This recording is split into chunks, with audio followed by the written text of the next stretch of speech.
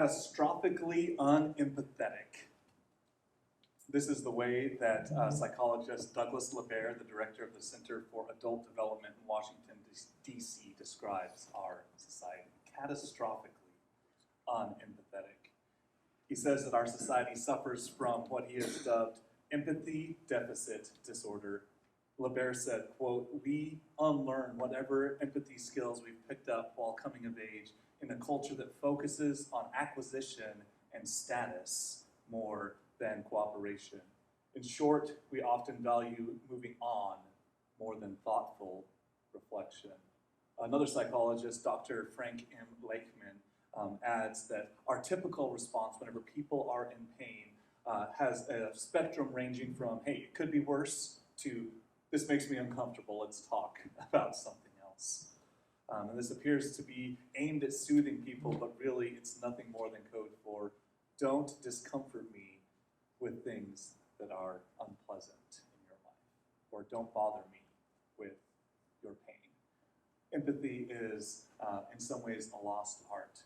Empathy is defined as being able to both recognize the pain or the frustration or the difficulties in somebody's life and also feeling those same feelings. Whenever you see someone who is in pain, you hurt for them. Whenever you see somebody who is struggling, you feel like you're struggling with them because you understand them.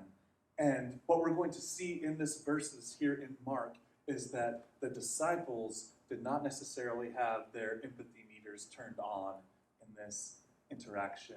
We're going to see some things that are pretty similar to what we have seen before with the disciples. And there's going to be a point where we're going to come and we're going to say, really, guys? Really? Like, you don't remember what happened like one chapter ago? And we're sitting here going through the same thing again? But as we work through these passages in Mark, I think we're going to see some portions of our own hearts sometimes. They can sometimes get a little hardened, even in the midst of following Jesus like the disciples were, following him closely. And yet sometimes we can ourselves lack empathy for people who Jesus specifically says he has compassion on.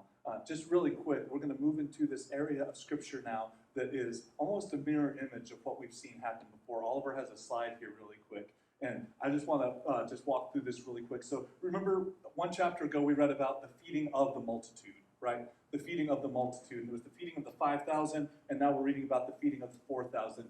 And then what do we read right after that? There's a sea crossing. And here too, there's also a sea crossing. And then immediately after that, what happens? Jesus has conflict with the Pharisees. And we're going to see that happen as well here in chapter 8. And then there's a conversation about bread. Larry preached through this in chapter 7. The woman who said, is the children's bread, should it be for the dogs? And we'll talk about that a little bit this week too. And Jesus has a conversation with his disciples about bread as well. And then we see in chapter 7, there's a healing. And in chapter 8, there'll be a healing. And then there's a partial confession of faith in chapter 7. And there will be an amazing confession of faith, probably the best one that we see in all of the Gospels, in chapter 8, verses 27 through 30. So just so you know, we're going to see the same thing, except there's a unique difference here that we see in the feeding of the 4,000 compared to the feeding of the 5,000. The feeding of the 5,000 happened on the Jewish side of the Sea of Galilee. It happened on the Jewish side. We saw that Jesus had been going throughout the towns of Judea, and his name and his fame was growing. And as he was going throughout and preaching, these great crowds literally saw them get on a boat, and they ran down the boat so that they could meet Jesus and his disciples on the north side of the Sea of Galilee, where the feeding of the 5,000 happened. But this, as we read here in verse 1 of chapter number 8, is happening in the same region as the story that we read last week, which is the area of the Decapolis, which is heavily a Gentile area. And this is important because this is, I think, going to play into the disciples' responses that we see to an event that they should remember. Like, if you saw someone multiply loaves and fish and feed 5,000 men plus women and children, do you think that would be something you'd remember? Like, right? You think that would be something that would say, hey, remember that one time? Like, that would be something that would be pretty amazing. And yet here, only one chapter removed from the event, we're going to see the disciples act like it never happened. So let's get into this and let's see exactly what's going on here. If you'll read with me, we're in Mark chapter 8, and this is, again, starting in verse 1. In those days, when again a great crowd had gathered, then they had nothing to eat, he called his disciples and said to them, I have compassion on the crowd, because they have been with me now 3 days and have nothing to eat.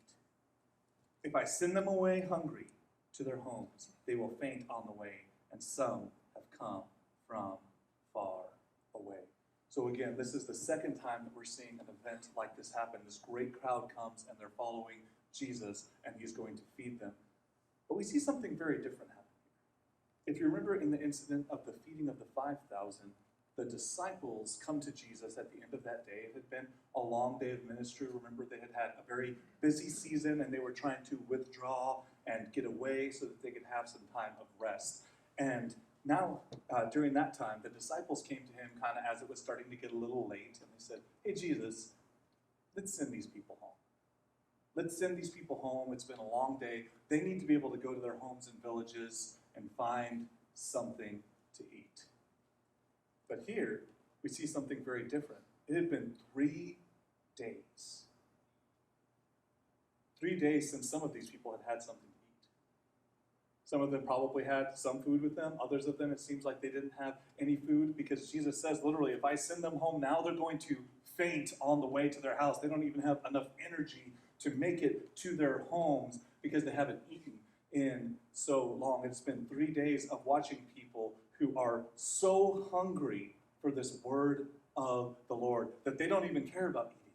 They're following Jesus. They're sitting there and they're listening to his every word, even though they have nothing to eat. You would think the disciples, having seen Jesus multiply bread and fish, might say, Lord, these people are excited about your teachings. Maybe we should feed them. Lord, what should we do to be able to take care of these people? But instead, day 1, end of day, when the disciples said something about all of those good Jewish people over on the north side of the lake, the disciples are silent. Day 2, Jesus teaches again, and at the end of the day, the disciples are silent. And day 3 comes now, and it's the end of the day, and Jesus now specifically says, I have compassion on the crowd. Now remember, this is exactly what he said about the crowd there in Mark chapter 7, or the end of Mark chapter 6, whenever he said he saw them and he had compassion on them because they were like sheep without a shepherd.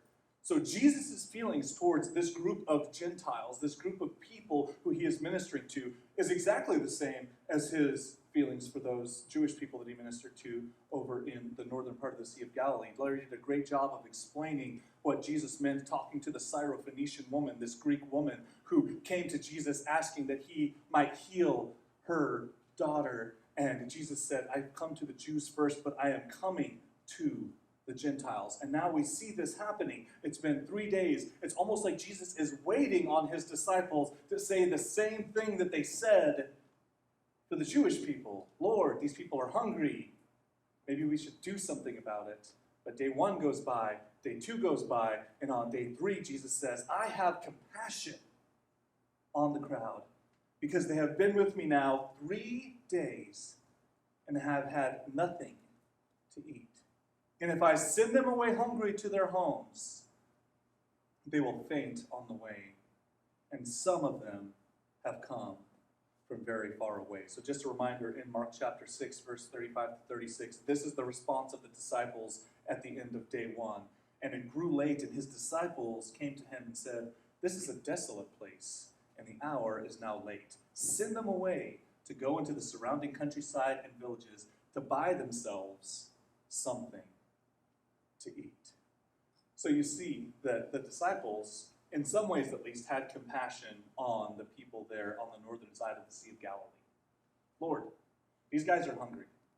You've been teaching all day. Trust me, if I was preaching all day, I would expect you guys to say, hey, we're hungry. right? Like, we want to go to McDonald's, we want to get a Big Mac, it's been 6 hours, okay, can we, do something here? And so, like, it's understandable that the disciples would say that, right? They had compassion on these people, but then now, on day 3, they've still said nothing. And we're about to see maybe a little glimpse into why the disciples haven't said anything so far. But Jesus makes it very clear what his intentions are. He says, I have compassion on these people. And now we see a pretty ridiculous response from the disciples. And his disciples answered, how can one feed these people with bread here in this desolate place? Now that's just a kooky answer, right? Like, you're like, have you guys not been paying attention at all to this man that you have been following? Right? I mean, when they said, how could one feed so many people in this desolate place? Well, I don't know, Peter. Maybe a chapter and a half ago, somebody did. Right? I mean, there's this example of Jesus doing this amazing thing. He fed 5,000 people plus women and children. Again, historians say there was likely close to 20,000 people that were fed on that day. And now they have a group of 4,000 people and his disciples whenever Jesus says, I have compassion on these people. And he literally tells them the sorry state that these people are in. He says, listen, if you give the same advice that you gave to those people on day 1 and you say, hey, just send them out into the towns and the villages and the countryside and let them buy something to eat, some of them aren't going to make it. They will faint on the way, and some of them have come from very far, and I have compassion on them. And remember the disciples' response on the northern side of the Sea of Galilee. They said, should we take 200 denarii and go buy bread for these people? And what's the response here? I mean, what are we going to do about it?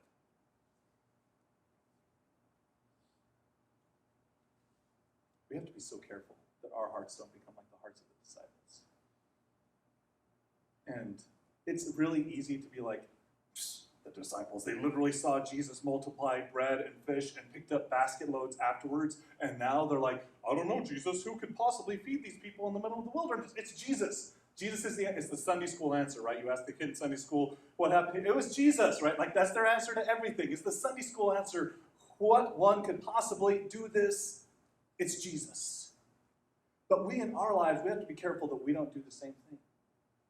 We have been so blessed by the Lord. Many of us have come from different backgrounds and different pasts. We've come out of different situations. We have seen people who have lived broken and painful lives come to the Lord and be renewed. And yet sometimes our hearts can become hard, and we see people in the world and we're like, nothing anybody can do for that person. We think that person's hopeless. That person's too far gone. Sometimes we even think that about people who just kind of mildly annoy us, right? You have that one person who you have a little bit of conflict with at work, and you're just like, oh Lord, I don't know how you can put this terrible burden upon me, that this person, they mildly annoy me 5 days a week. How can I ever survive? Our hearts get this way. We forget about the amazing things that Jesus has done for us. We forget about what a wretched state we were in before Christ. And the Jewish people of the first century were really, really bad about this. We read over and over again about the Pharisees and how they felt like they were superior to everyone, right? But the entire Jewish nation had this kind of thing of like, well, yeah, the Pharisees, they're really good, but we're better than those guys. Right? Those Samaritans, those Gentiles, those non-Jewish people, like, we're definitely better than them. And you see this coming out here as Jesus is saying, I'm having compassion on these people. These people are hungry. They literally don't have enough strength to make it home. And the disciples are like, yeah, sorry about you. Like, well, I'm glad I'm not them. Like, they have no compassion at all in their answer to Jesus. It's like, yeah, and what can we do about it, Jesus? We have to be careful that even following so closely to Jesus that we don't become blinded to the needs of those around us. That we don't only attend to the needs of those people who we like, those people who we identify with, those people who seem like they're very similar to us. And then those other people, well, yeah, but who can do anything for them? It's the Sunday school answer, guys. It's Jesus. It's Jesus. And if we were to remember the state that we were in whenever Jesus found us, it should cause us to have empathy, right? Because what is empathy? It's identifying with the other person. There was a NYPD hostage negotiator. He had been on the job for 30 years, and he was one of the most widely recognized as the best hostage negotiator that was out there. And whenever he was doing an interview with the New York Times at the end of his career, and they said, "How have you been so successful in hostage negotiation? How have you done this? This is amazing." And his answer was empathy. And this kind of stunned this reporter a little bit. He said, "But you're dealing with terrorists and people who, kidnap children. You're dealing with these people, and how could you possibly have empathy for these people?" And his response to her was, "The best hostage negotiators are the ones who have come out of the worst circumstances."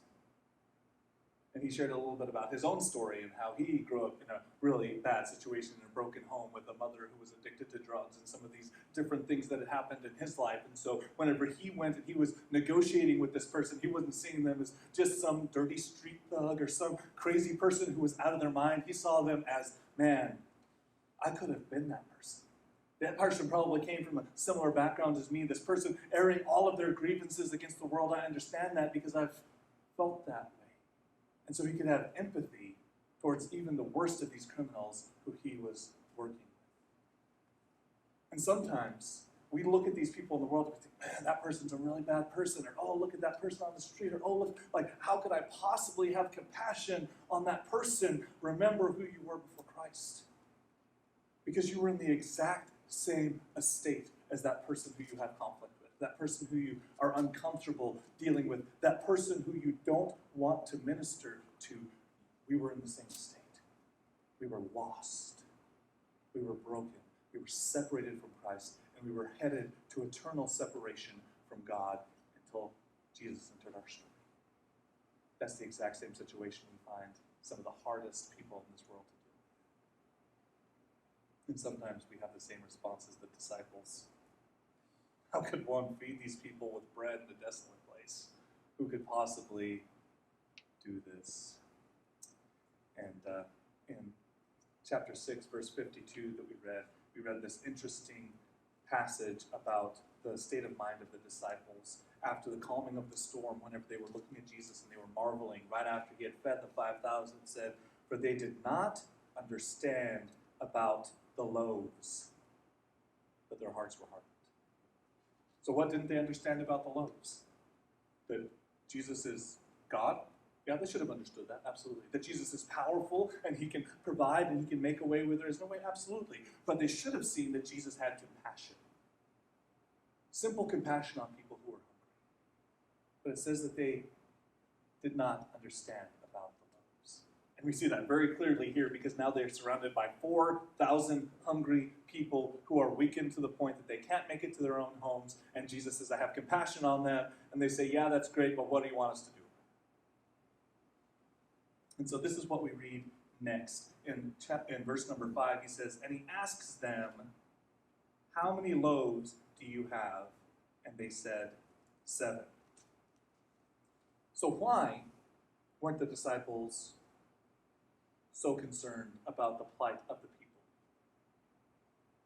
Because they had bread. They weren't hungry.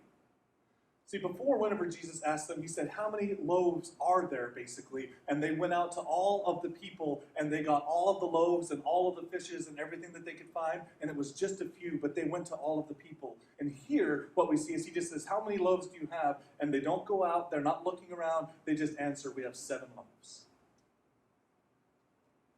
The disciples had bread.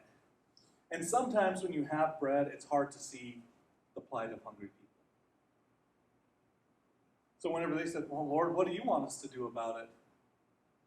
Well, remember last time that with just 5 loaves and a few fish, Jesus fed 5,000 plus people.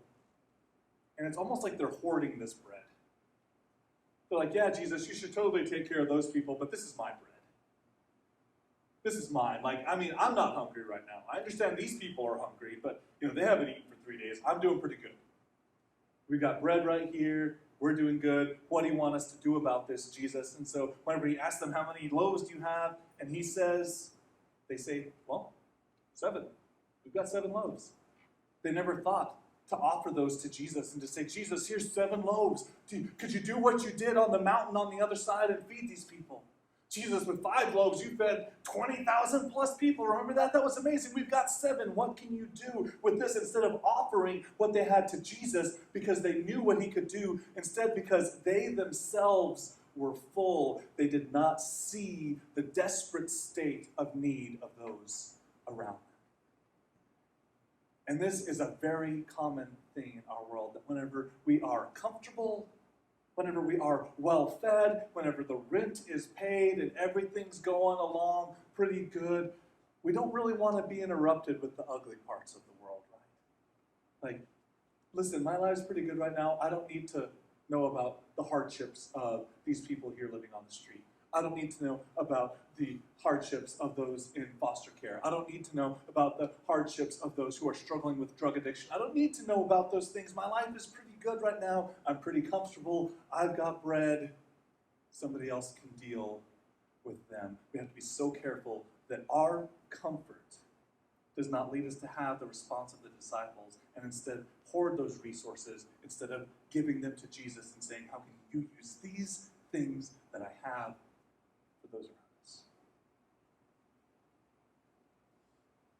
And then, of course, we see the amazing miracle that Jesus does here in verse number 6. And he directed the crowd to sit down on the ground. And he took the 7 loaves, and having given thanks, he broke them and gave them to his disciples to set before the people. And they set them before the crowd. And they had a few small fish, and having blessed them, he said that these 2 should be set before them. And they ate and were satisfied. This is the exact same thing we read about the people, the 5,000 plus who ate in chapter 6. It says, and they ate and they were satisfied. And it didn't matter that these people were on the other side of the lake. It didn't matter that these people were of Gentile descendant instead of being descended from the Jewish nation. It didn't matter that these people were often marginalized and hated by the Jewish nation. Jesus' response to them was exactly the same. When he saw the 5,000, it said he had compassion on them like sheep without a shepherd. And he taught them. And then he multiplied the bread and the fish, and they ate until they were satisfied. And now here on the other side of the lake, on these dirty Gentiles who nobody wanted to have anything to do with, the good Jewish people would literally take multiple days to go all the way around this region so that they wouldn't have to interact with Samaritans and Gentiles, so they could get back to their comfort and their ease. Whenever Jesus interacts with them, we see the exact same progression. I have compassion. Then he acts on that compassion and he feeds them. And they are satisfied. And the whole time, his disciples seem a little oblivious to the whole. But then we see even Jesus' response to his disciples. Let's get here now to the end of this. It says, and they ate and were satisfied in the end of that verse 8, and they took up the broken pieces left over, 7 baskets full. Now this is pretty interesting. How many loaves did they start off with? 7, right? And they were hoarding these loaves of like, Lord, we're eating, we're fine, we've got enough for us. What are we supposed to do about these people? And then Jesus takes these 7 loaves, feeds 4,000 people, and then what do they have left at the end? 7 baskets full. And this basket, the word that they use here specifically for basket is really interesting. It's used again in Acts chapter 9, verse number 25, whenever Paul is put into a basket and lowered over the wall. So this isn't like a picnic basket, like, hey, boo, boo. Like, it's not that kind of basket. This is like so this is a Paul-sized basket. Like, you could fit a person inside this basket. These are really large baskets. So what the disciples were hoarding originally, these 7 loaves of bread, right? And they're hoarding them. They're kind of like, oh yeah, Jesus, I guess we have these 7 loaves of bread. Jesus takes care of the need of these people who they're not that concerned about. He satisfies them. And then what happens at the end? They have 7 person-sized baskets full of leftovers. Almost like Jesus is saying, guys, have you forgotten who you're traveling with?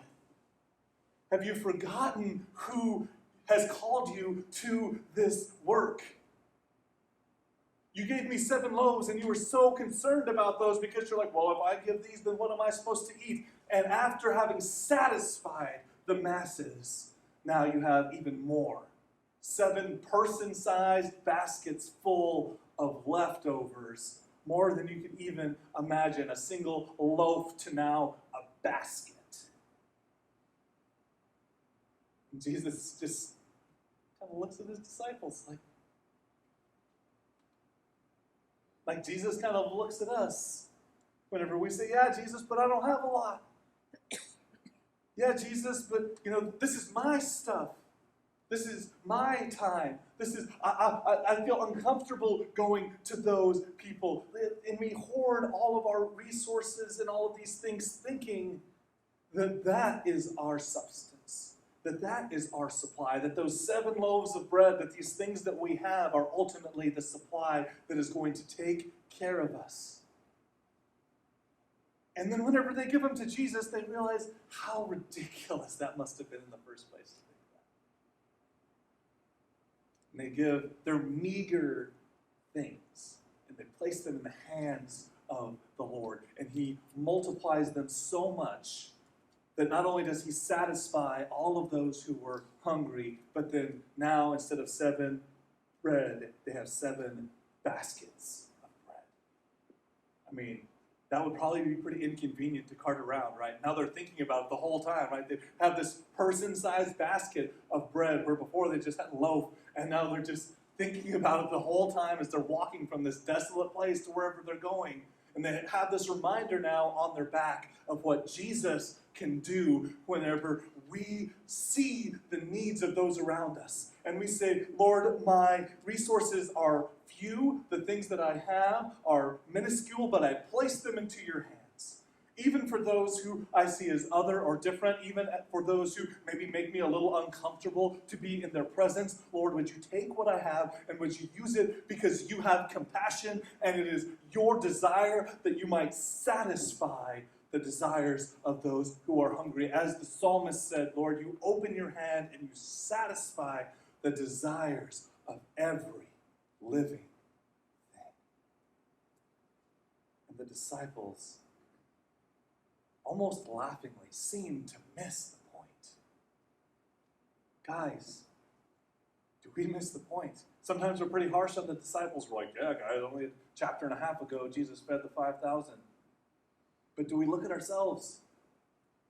Do we think of all the things that the Lord has done for us, of all the ways that other people have blessed us in the name of the Lord, the ways that we have been helped in our lives, the ways that we have had community gather around us, the ways that whenever we were down and feeling low, that others came and helped us and picked us up? Do we think about those times whenever we go out into the world and we see a world that has been beaten and broken down by the enemy, that this broken world has broken them? That one of the sayings that I always remember from the pastor when I was growing up was that the devil abuses every one of his children.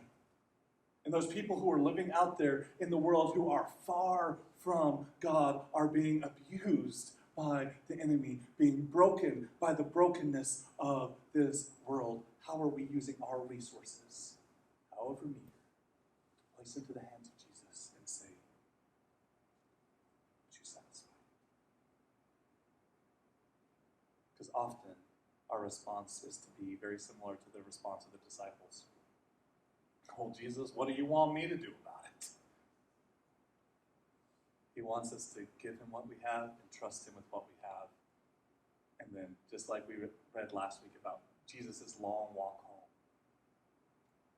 just be obedient to God wherever he takes us.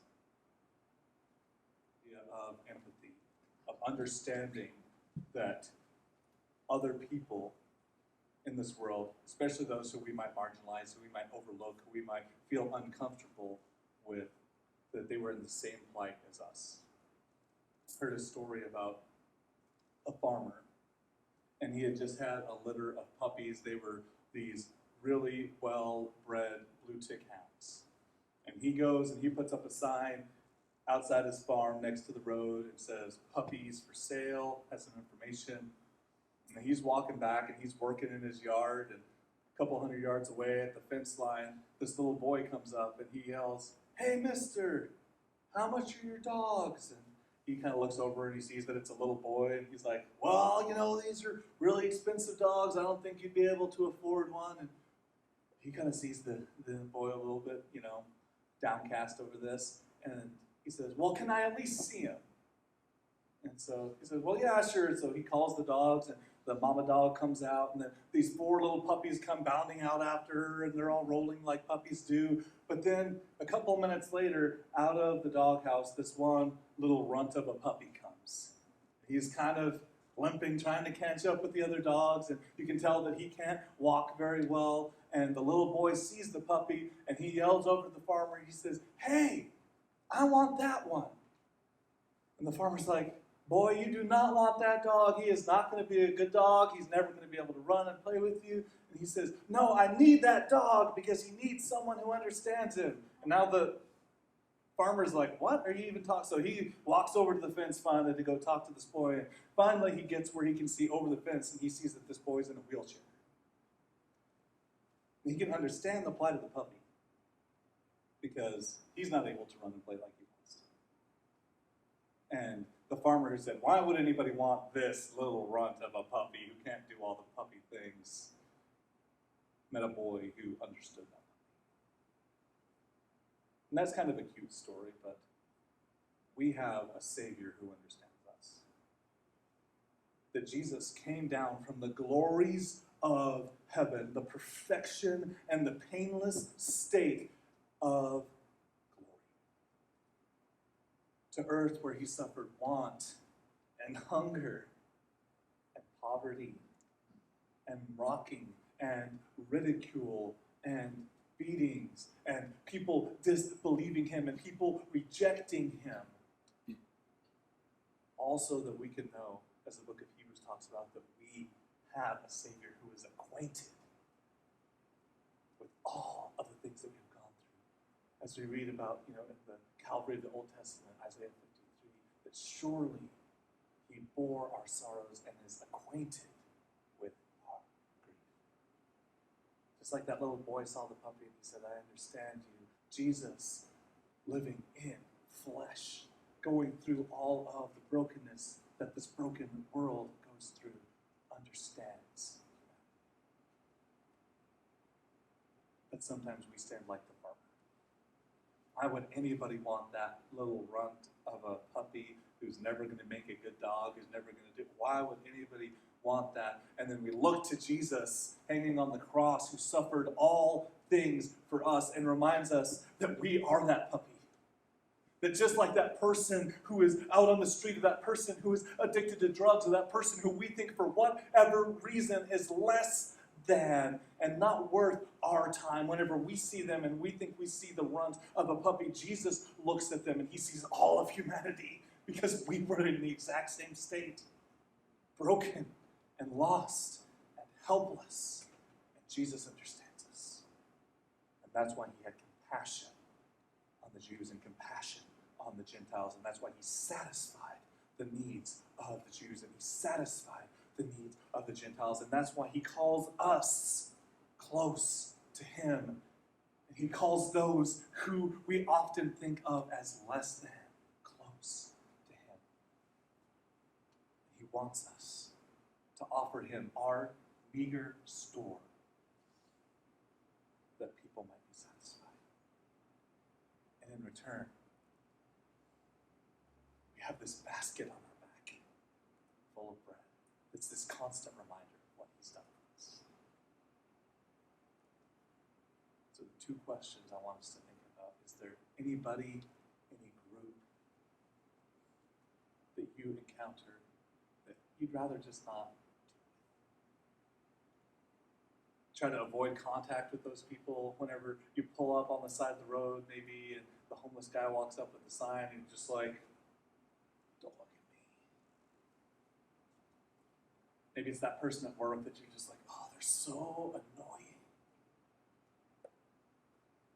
Whoever it is there somebody in your life that you're not viewing like Jesus with compassion, but instead putting yourself above them?